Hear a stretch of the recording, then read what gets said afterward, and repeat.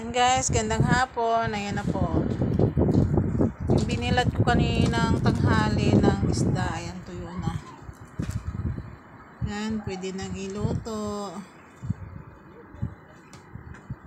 Ayan. Masyadong mainit kaninang tanghali. Kaya ayan. Ano na siya. Hindi pa naman as in tuyong-tuyo siya. Pero pwede na siya iprito. Yan guys.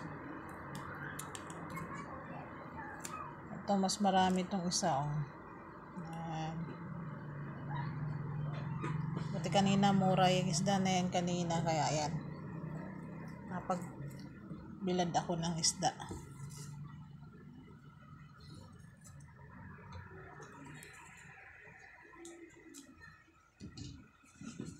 And guys, sige guys, bye-bye. Thank you for watching. God bless.